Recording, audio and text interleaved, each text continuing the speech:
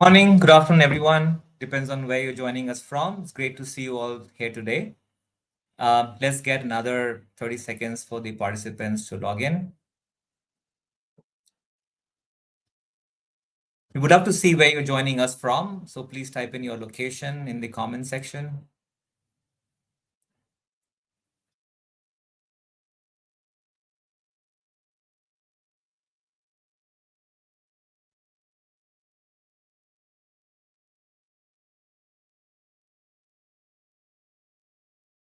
Okay, welcome everyone to today's LinkedIn live session on leveraging AI for customer experience. We launched this series of conversations a few months back to bring on the ground perspectives in a more informal and interactive format. Today, we will explore some of the key questions that are on your mind. For example, topics around use cases, business impact, adoption practices, how do we scale, AI adoption for CX, challenges, risks, and more. We would love to hear your comments and questions as we go along. So please type in your questions in the comments, and we will try to address them during the discussion itself or during the Q&A towards the end.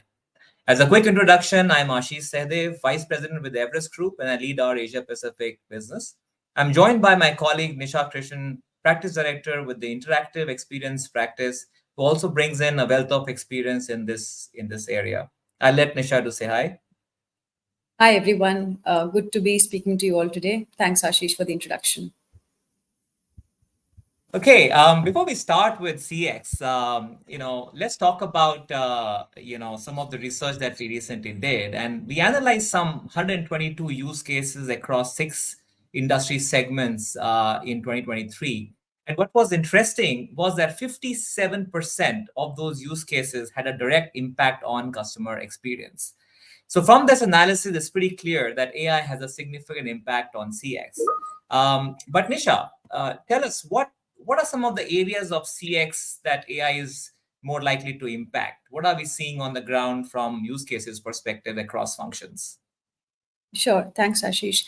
I think when Ashish mentioned about the fact that when we talk about application of AI in the context of customer experience, the word customer experience is also viewed from different angles depending on your background and where you're coming from.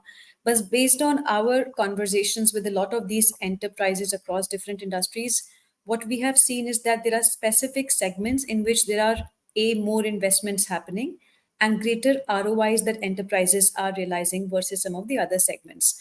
So I think one of the first segments we have seen is customer service, and within customer service, we have seen contact center operations to be an area where there are a lot of investments that enterprises are making. And the reason for that is that the plethora of use cases that AI is supporting within CCO is quite interesting, right? It is enabling voice biometrics. It is supporting human service by maintaining the context of the conversations that agents are having. It is also helping a lot in answering some of the routine queries independently without any human involvement. It is helping in intelligent routing of a lot of these queries depending on the nature of the query and which agent or department is best suited to answer those queries. And not only is it helping in routine tasks and driving efficiency within those tasks, but it is also helping organizations which are running this big or even small contact centers to define the metrics of success for these functions and for the agents, and for continuous monitoring of these metrics as well as monitoring of agent productivity. So those are some of the top use cases that we are seeing in the customer service. And I know, Ashish, as part of some of your recent conversations, you were talking to a few banks and the investments they're making in this area. Yeah. Yeah, so for example, HSBC, and we know that they're using AI-powered chatbots, which are handling almost 80% of routine customer inquiries and reducing the interaction time by almost 40%. So we've seen traditionally a lot of investments and some good set of ROI. And with the advent of Gen AI, of course, the possibilities are endless. Drafting agent replies to autonomous note taking, adding context to conversations across multiple channels, etc. So customer service, of course, is a big area. What about marketing function as such, Misha? What are you seeing in marketing specific? Yeah, that's an interesting area, Ashish, that you highlight. I think one point that I want to make within customer service before we move on to marketing function is within customer service, we talked about contact center operations, but the other higher area of investment that I think a lot of our audience today will agree with is the area of self-service as well. So a lot of times, while historically enterprises have continued to invest in chatbots, as part of your customer service on websites or on their mobile apps, etc. But today you talked about the advent of Gen AI. What is interesting is that these chatbots are becoming more intelligent and highly context driven. And that is not just helping you to automate very routine tasks of customer self-service, but it is also helping you to, using AI in order to answer some of the higher level tasks slash functions that traditionally did not come under the ambit of normal machine learning algorithms. So I think within customer service, contact center operations and investments in chatbots remain high based on our conversations with enterprises. Now, marketing function is very interesting because marketing as a domain itself is so vast.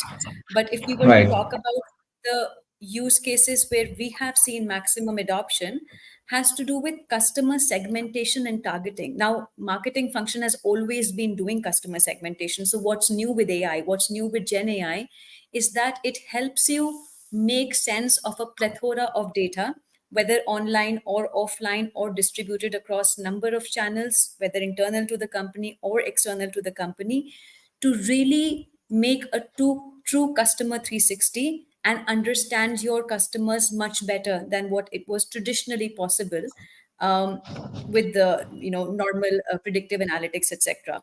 So customer segmentation and targeting remains a very important use case that enterprises are investing in.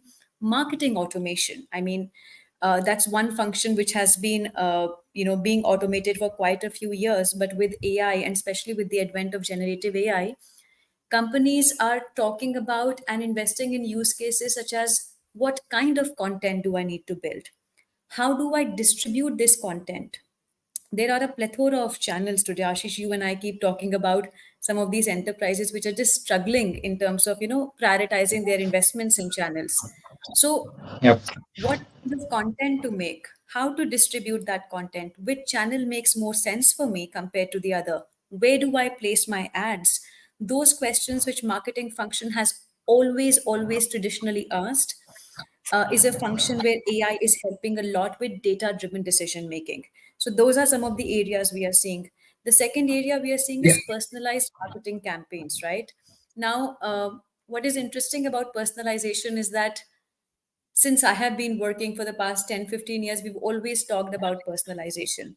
But now, when we talk about personalization, we talk about one on one personalization. I, as an enterprise, want to personalize my message um, to one particular customer, and I have a plethora of customers.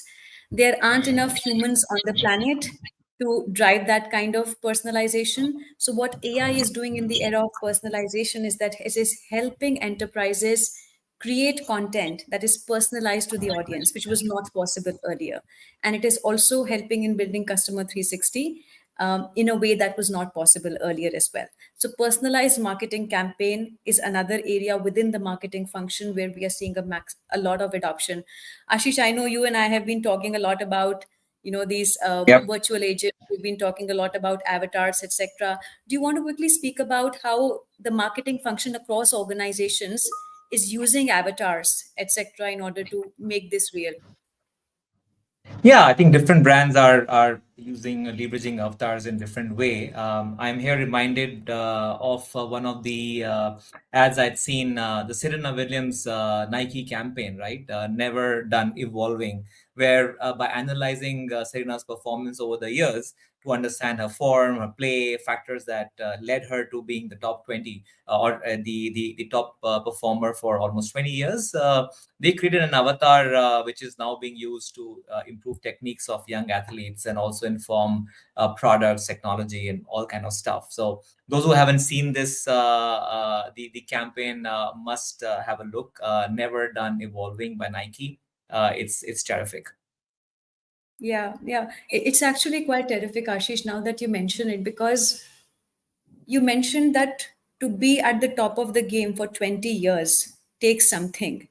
And to analyze that 20 years of data in order to inform young athletes also takes a lot of years. But AI has actually reduced that time from probably years to just a few months, so that all the data that resides not just with Serena Williams, the forms of multiple athletes can be used to inform the product strategy within Right. organizations, can be used to inform, not just can be used to train young athletes as well.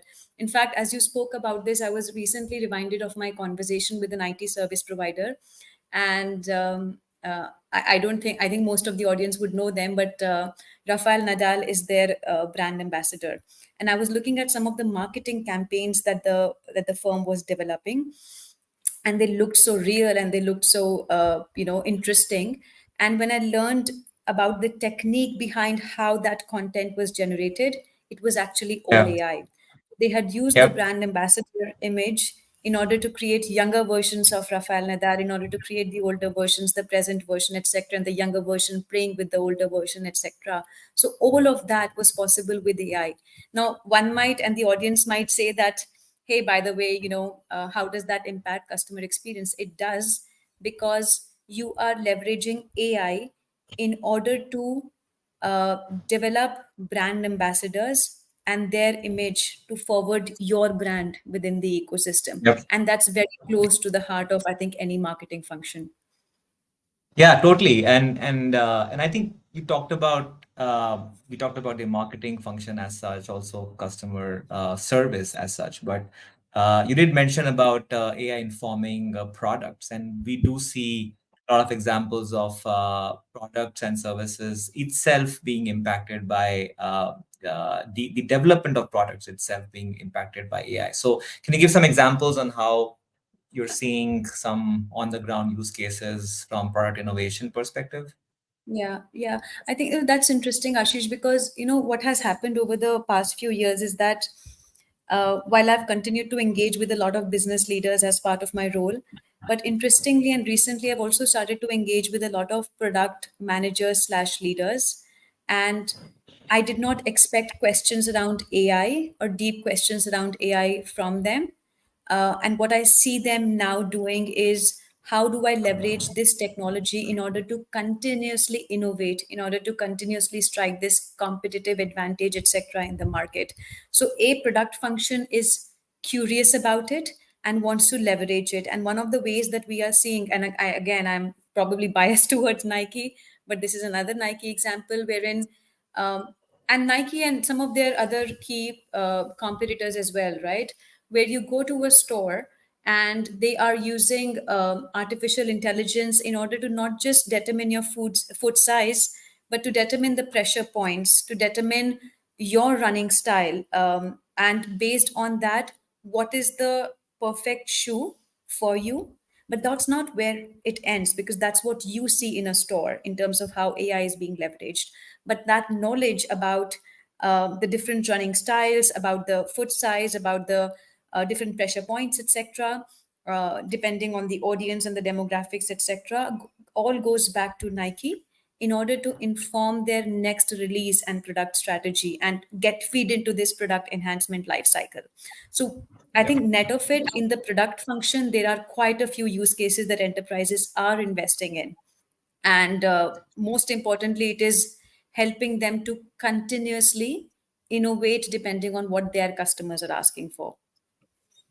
Yeah, no, that's interesting. I'm yet to try that, by the way. Haven't yet tried, but would love to. I always keep wondering what shoe to buy because there are different ones for running, for playing tennis, and probably I'll end up buying many. So maybe this would be worth trying to see if I could optimize on my number of shoes. But anyways, coming back to the functions, Nisha, talk about sales, right? Yeah, sales again. There's a whole set of AI use cases around how do we look at sales from, again, customer segments to conversational AI to helping customers self-serve and so on and so forth. So, what are you seeing some of the recent use cases around sales? See, sales as a function, see, some of the typical use cases would be around lead generation, would be around, understanding the performance, etc. That I'll not go into because that's traditionally been the case. But what we are seeing right now is that this technology of AI and immersive experiences is being used both online and offline in order to, generate more sales for the organization. Ashish, you may not have visited this store, but Sephora is one of the big makeup brands aggregator, and I happen to visit their store often.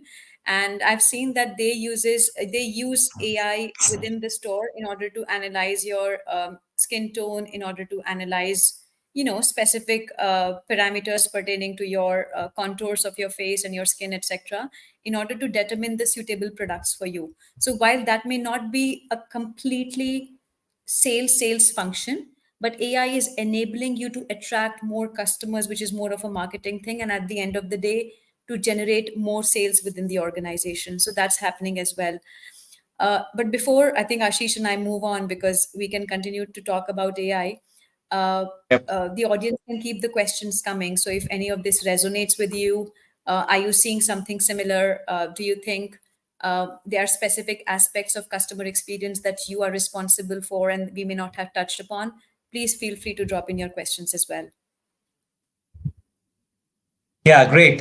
Misha, so we talked about some of these use cases across functions. I'm curious to see, and we've heard some examples of the business impact that these use cases have created. But as we analyze a lot of data coming from these use cases across different industries, how would you characterize the business impact? How does one measure the business impact? What are some of those big buckets where you would categorize the business impact, because that's very important for scaling the adoption, right? And enterprises need to see the Yeah. impact that it's creating, and then kind of keep building the business cases, right?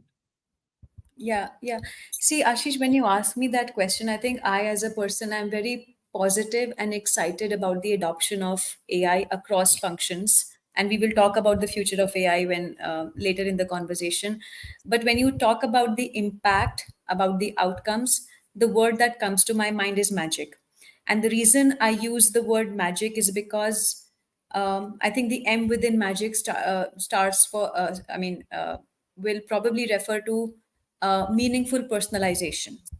So, as I said, personalization is one benefit within the customer experience ecosystem that AI is really enabling. And the equation I like to use for personalization is data plus content is equal to personalization.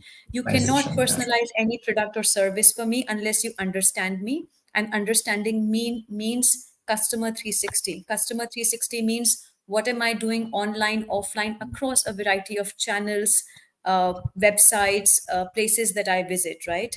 So, but when I say meaningful personalization, AI is helping companies to understand customers very well, which is data. The other part of the equation is content.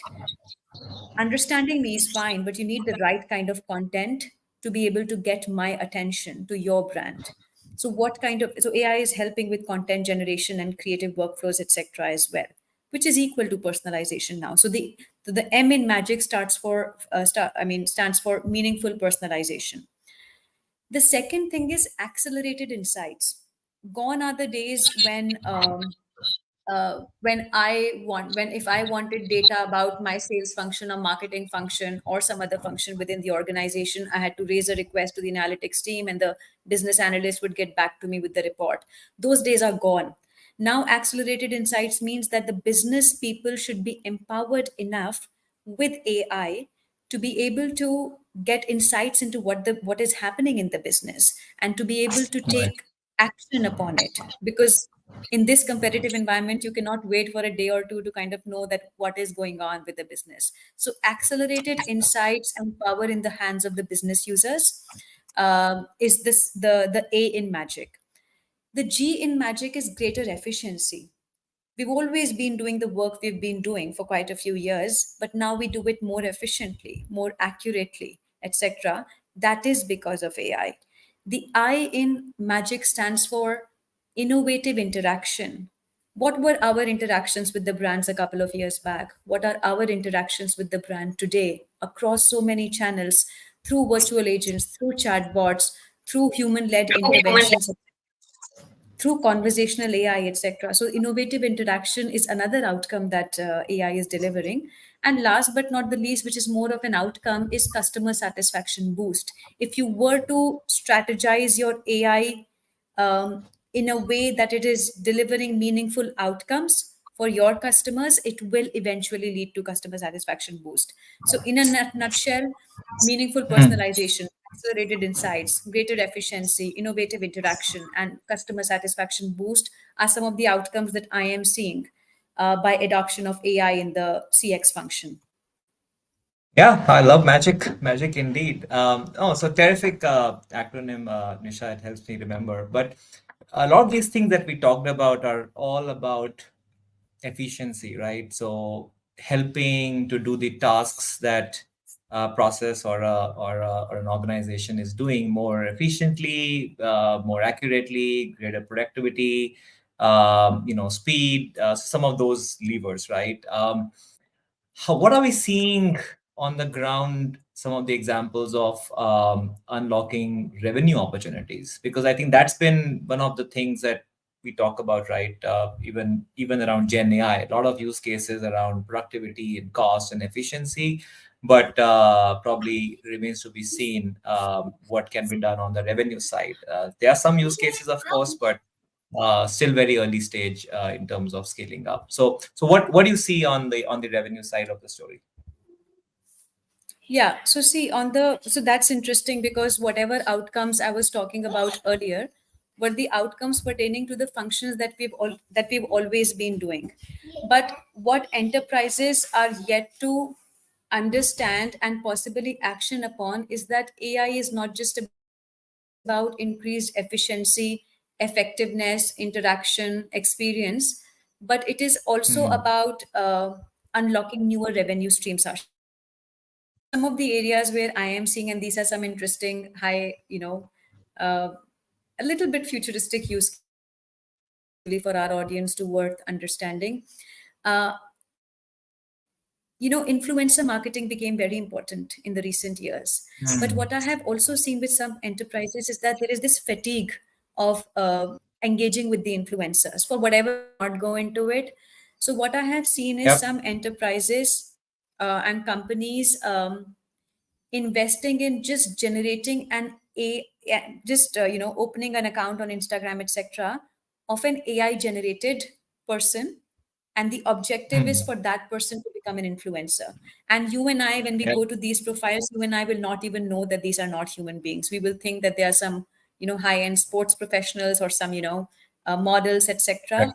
So some of the ways in which enterprises have explored is that they've opened these Instagram pages of these avatars, which are and these avatars now have millions of followers, and now other brands want to use these virtual avatars as possible influencers. So this is how AI is kind of unlocking newer revenue opportunities. This did not exist, right? It just wasn't possible to have a artificial human being looking like a real human being and generating money for you, but that is happening today. So those are some of the Yeah. things that Yeah. we are. And Ashish, I'll take a pause Yes. here because I see that there is a question from one of our audience. And their question, interestingly, is that while we are talking about customer experience only, but what about employee experience and learning? What are some of the use cases and our thoughts around the future of AI in this segment? So I'll probably share my thoughts, and then Ashish, please feel free to add on to this. Um, Yep. so essentially, for this question, right? So as during COVID, as you rightly mentioned, that the focus on a employee experience increased a lot, and at that time, the focus on employee experience was largely to do with enabling collaboration in a hybrid working environment, and that's where so a enabling collaboration and b productivity. Those were the two areas where AI was being used. There were a lot of investments by Microsoft. There were a lot of investments in AI tools that helped you define and measure productivity of people as they move towards hybrid working environments. But now, as we stand today in the HR domain, what we are seeing is AI enabled learning journeys, and this especially became very important after the great resignation wave that we talked about. So AI is helping in learning journeys, especially crafting personalized learning journeys. AI is helping employees to know their own productivity levels and performance, and to be able to give them recommendations with respect to what are the next steps, etc., that they need to take or talk about to their managers. Those are the second areas. Those are some of the other areas where we are seeing investments happening. Ashish, any thoughts on this? Yeah, no, I think you covered the key ones, Nisha. But I think if you look at from an HR perspective, of course, across the HR value chain, right, how you attract talent, deploy talent, retain, yeah, enable, Yeah. and exit. I think across the value chain, plenty of examples, platforms that are using now embedded AI. Of course, we are seeing that these are some of the siloed use cases. So how do you improve your efficiency of interviewing, for example. AI bot throwing coding questions to ensure consistency across questions, as well as analyzing responses real time, looking at body languages and so on and so forth, creating a trust score, for example. Similarly, from a learning standpoint, really understanding competencies on the job, and again platforms that kind of help in identifying specific gaps, and then creating automatically creating the content that you should be looking at. So plenty of examples. I think still a lot more can happen, and but I think definitely it's a big space of or a use case of AI and generative AI in specific as well. Yeah. And I think one important point to highlight, Ashish, over here is that, uh, and the person who's raised this question, you're from the HR domain, so you'll probably understand this a bit better, is this is one area where we are seeing that responsible adoption of AI becomes extremely important. Not that others are not important, but here we have seen a lot of failures across a number of bigger and small organizations without naming them. So, one of the key use cases is using AI for resume screening across different roles. And trust me when I say this, in a number of conversations, we've come across enterprises who've done it wrong. And when I say wrong, a lot of times when these AI tools are used for resume screening for jobs which are more like leadership roles oriented, it just automatically weeds out female resumes. And the reason has nothing to do with AI as a technology being wrong, but it has to do with the fact that the data on which they need to be trained needs to be unbiased. And the data was biased and has been biased in a number of cases. So you might want to think about that as you train your AI models, not just in the employee experience or HR space, but how do you make them more responsible? There is another question on we talked about employee experience, but what are some of Yep. the things that are happening on shop floor operations?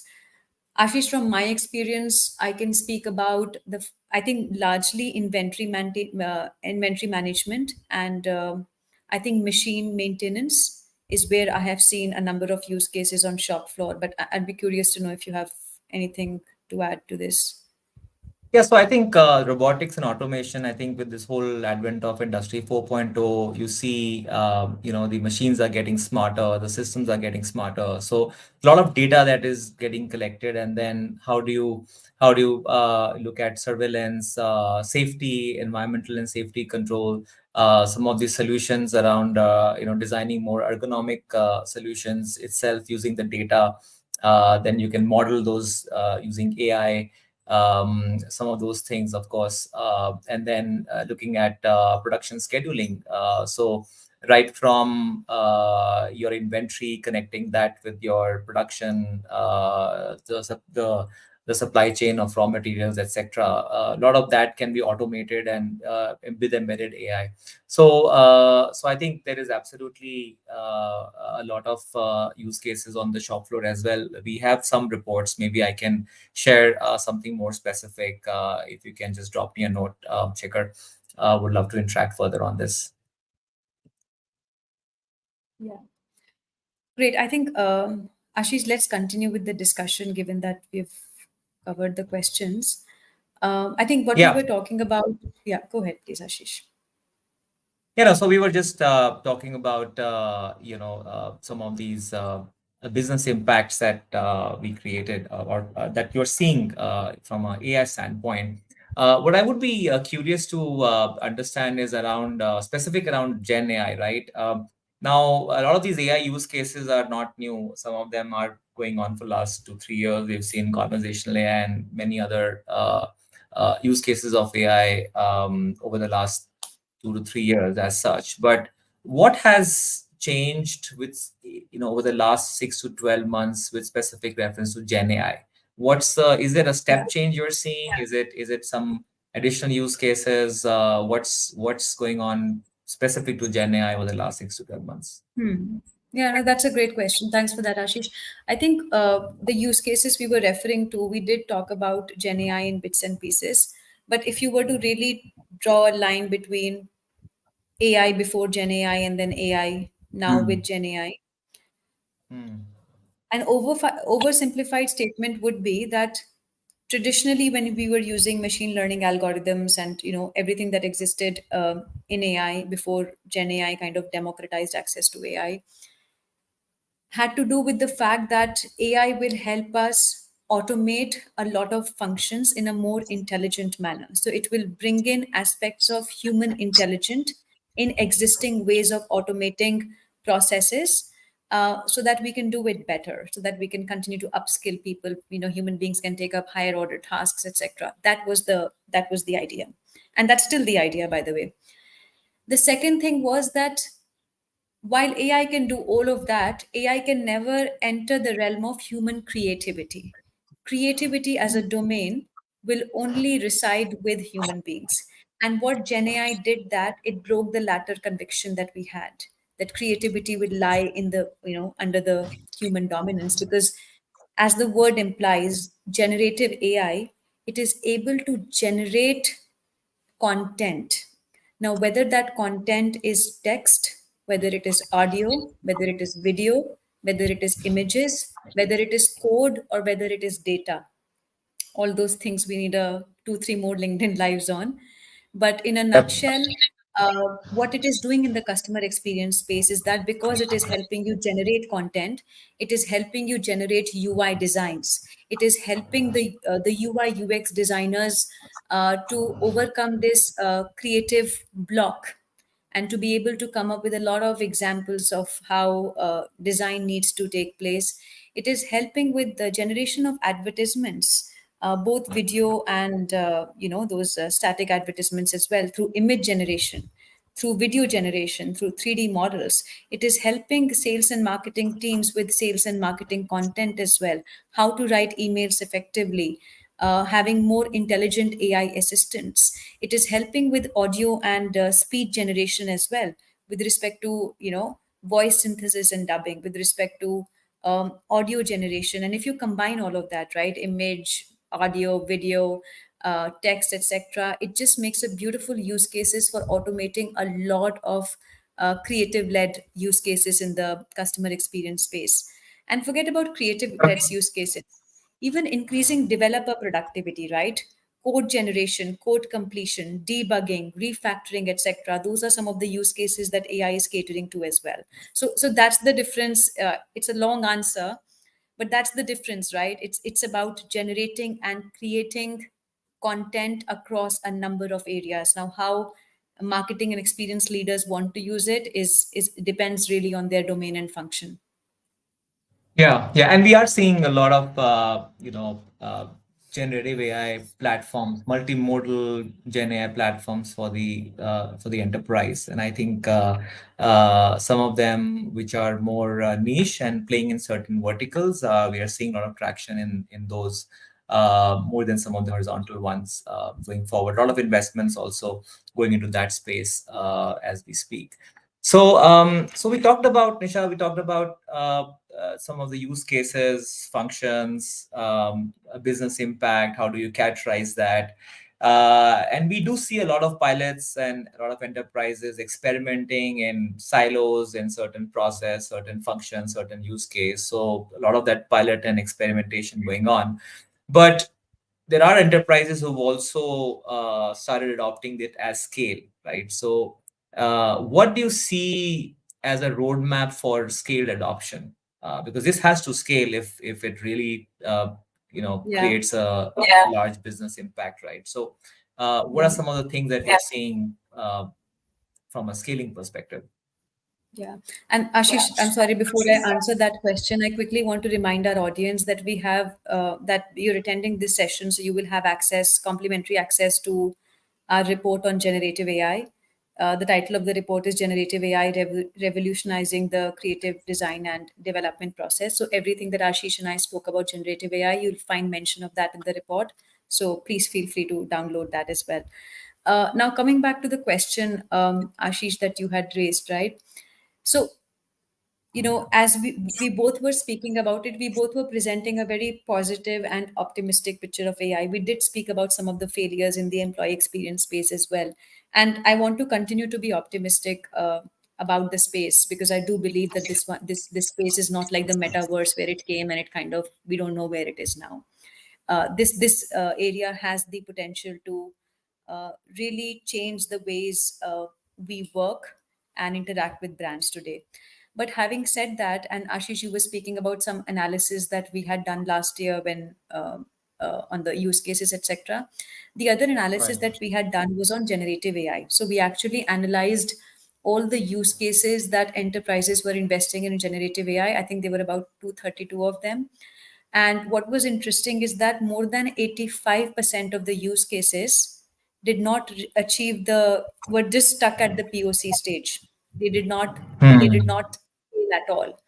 And therefore, as we speak about the optimism surrounding this space, we need to speak about what does it take for a use case to scale? What does it take for an enterprise to become truly an intelligent enterprise? Sure, it will not happen in the next 6 months, but that's the world that we are moving towards. And therefore, to know the process that you need to adopt to get there becomes very important, right?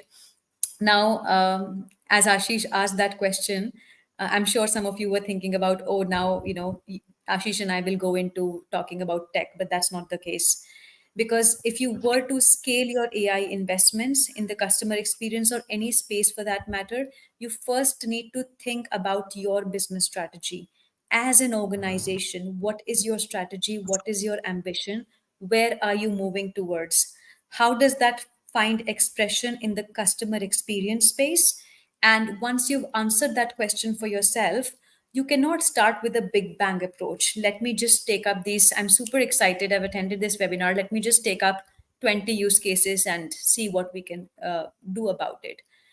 That's not how it will work, because you will need to based on the business strategy and business need, you will need to prioritize the use cases that are utmost important to you. And when I say important, it means it will depend on the business need, it will depend on the level of investments needed, it will depend on the likely ROI that you're expected to get, and it will also depend on the impact that it is likely to create on your customer experience operations and the timeline.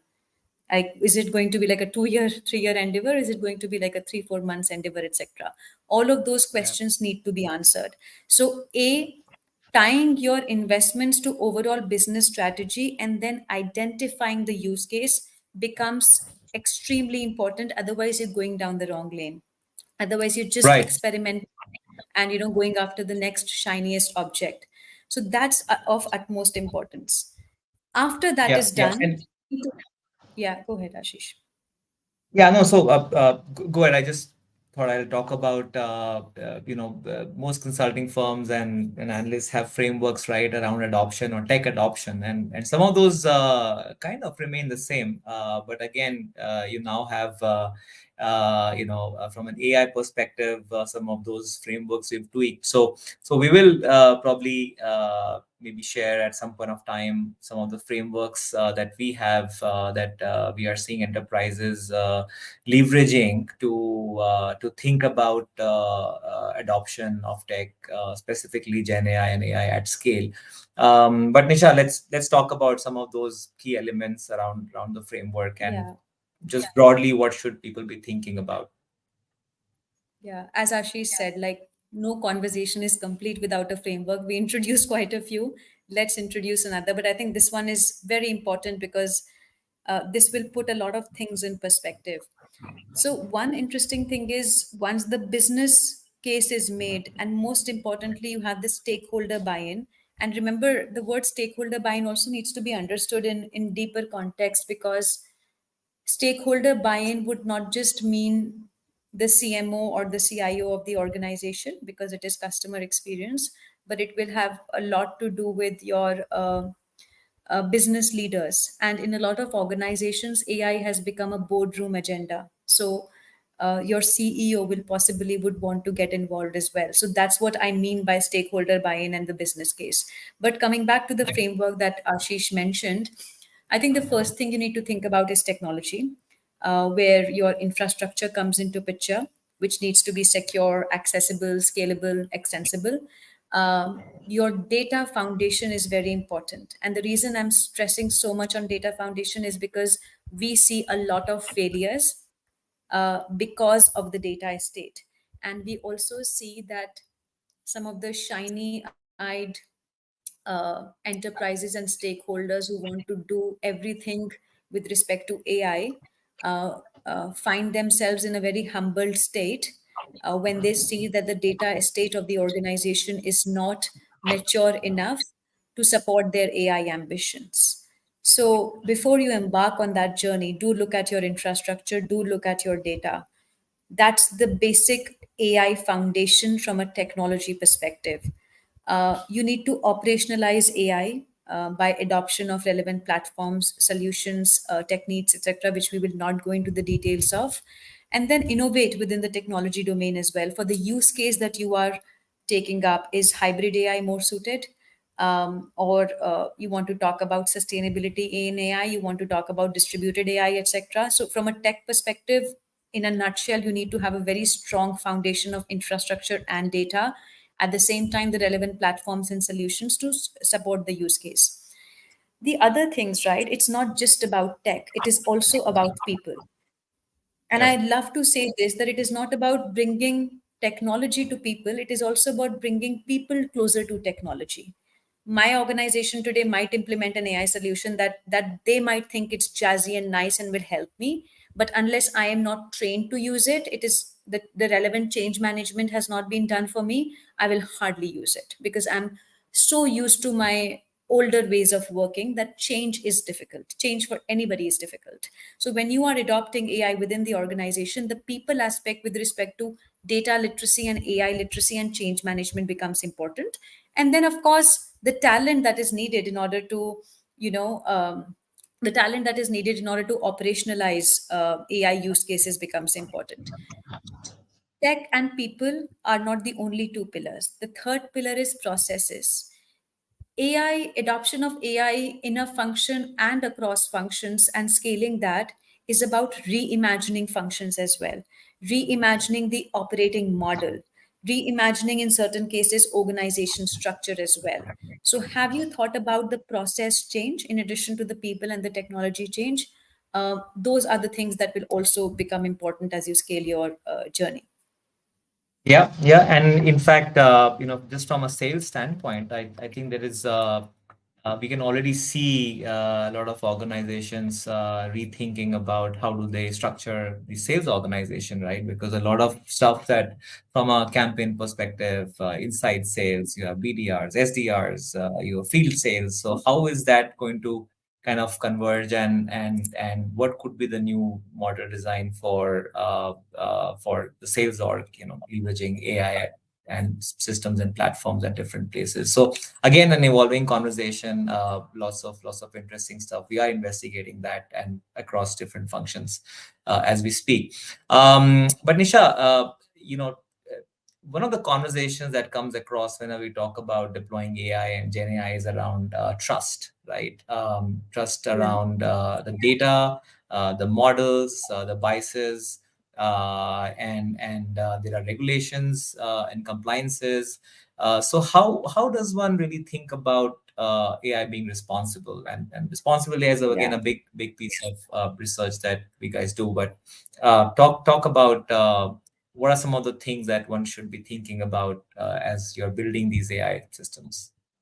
Yeah, yeah, no, thanks for that, Ashish, because I think it ties back to the question that Kavita had also asked earlier, right, about the employee experience, etc. And we talked about some of the failures in this space as well.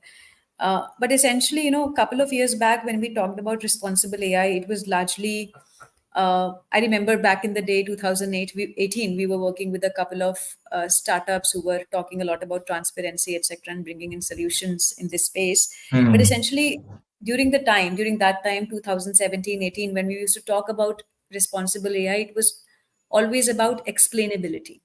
When, in a nutshell, and I think in layman's terms, what explainability means is that the black box of AI should not be the black box of AI. What it means is that if an AI system, let's say, is being used to screen resumes, it takes an input, it throws out an output, but it never tells you on what basis it has thrown that output. So, Ashish, if I were to ask you a question that on what basis are you seeing this candidate needs to be selected, you have an answer to that question based on the interview process that has been done. AI does not have, it doesn't explain itself, right? So, when we talk about the key tenets of responsible adoption of AI, one of the important tenets, which has been the case traditionally, is explainability, which means accountability, which means traceability, which means repeatability and transparency. I should be able to trace back that why this output was given to me, what were the parameters that AI model used in order to give that output. So explainability becomes important. Security becomes important. Is it, I mean, every now and then we keep hearing about AI regulations, about what EU is doing, what Biden, etc., all these people are doing with respect to coming up with a regulatory framework for adoption of AI, because there is a genuine fear in the market with respect to what it will do to the jobs, etc. So you have to ensure that it is secure, it is governed, it is compliant, it is reliable, and it is private. And last but not the least, it is ethical. When we say ethical, it is unbiased. Even human beings are not unbiased. We work on our own mental makeup and what we have seen in the past. But whenever we are building, at least that biases, because we are aware of it, we can to some extent take care of it. But then when bias comes in a technology system which cannot explain itself, it can really snowball into something really big for any enterprise, having legal repercussions sometimes. So it should be unbiased, it should be inclusive, and it should be justifiable. So those are the ways in which we possibly think about adoption of responsible AI. It's explainable, it is secure, and it is ethical. Right. No, excellent, Nisha. That's great. I think we covered a lot of points. If there are more questions, probably we are almost getting to the top of the hour. But great conversation, Nisha. Yeah. Any closing remarks you may want to talk about that I missed asking, maybe, or some things that you would want to tell our audience Yeah. as you're researching new topics or some of the new pieces of research that are upcoming in the next few months? Yeah, there are actually quite a few research pieces that are upcoming. We are very closely talking to a lot of startups in the space, especially what is happening in Gen AI, closely in touch with the enterprises use cases as well. So you should tune into some of our research as well as it gets published in the next few months. But I think what I want to wrap up this conversation with is that what does the future hold, right? Today we are Hmm. talking about so many use cases. We are talking about what businesses need to do, stakeholder buy-in, etc., and the framework around technology, process, people, and governance. But Ashish, I will probably throw that question to you first, right? When you reflect on the conversation we have had, when you reflect on all the questions that have come our way, what do you think the future holds? And future, I don't mean like next 1 or 2 years, but when AI becomes pervasive, what does it mean for us as a society and us as professionals? Yeah, I think there's a lot going on, so would be hard to put it in just one line. But I do believe that AI will be all pervasive, right? All the systems around us will all be intelligent. So there would be embedded intelligence or all pervasive AI is what I can think of. We would not see hey, whether this is AI or this is not AI, but I think most systems would have AI embedded, and I think that's the world that we're gonna be in. Also, where humans and bots coexist. Definitely a lot of conversations around that. Still early days, but we can always see so many instances and places where bots are now very effective in doing some of the mundane tasks, and that will evolve as more and more intelligence gets baked into. So yeah. How about you, Nisha? What do you think? What's your one liner? No, I think No, so. I think That's so. interesting. So That that's sorry, I'm just hearing my echo. But anyway, yeah, the pervasiveness and the embedded intelligence, I completely agree with that. It will almost come embedded with the all the platforms, the apps that we're using. So there'll be no conversation like, oh, I'm using AI system now and I'm not. But what also stands out for me is democratized access to intelligence. And what I mean by that is, and again, it's hard to say it in one line, but before Chat GPT, not everybody knew about AI. It was a conversation which was limited to professionals, consultants, analysts, enterprises who were adopting it. After Chat GPT, I was the college students, the school student, everybody, like anybody who had access to the internet could possibly use AI in order to do even the most mundane of the tasks and writing articles, etc. What does it mean? It means democratizing access to intelligence, which has never happened in the past. And I think it will Yeah. continue to happen. It will continue to redefine our jobs, the traditional roles, the new roles that will get created in a way that we still can't wrap our heads around. But possibly democratization of intelligence is what I would want to wrap up this conversation with. Yeah, on a funny note, I saw this. I think it was one of the clips in, I don't know, Insta or probably YouTube, and so it talked. It was a joke, but basically it talked about that. Hey, I want AI to do my household chores, and so that I can make time to do more creative and artistic stuff, and not the other way around. So, so with that, I hope AI could do both, and probably we could enjoy other things. But with that, Nisha, thank you so much for this wonderful Thank you. conversation. I think I learned a lot. I'm sure our audience also got some insights. Audience, please don't forget to download the report we talked about on generative AI. And if you still have any questions, do feel free to reach out to us. We would be happy to address it one on one.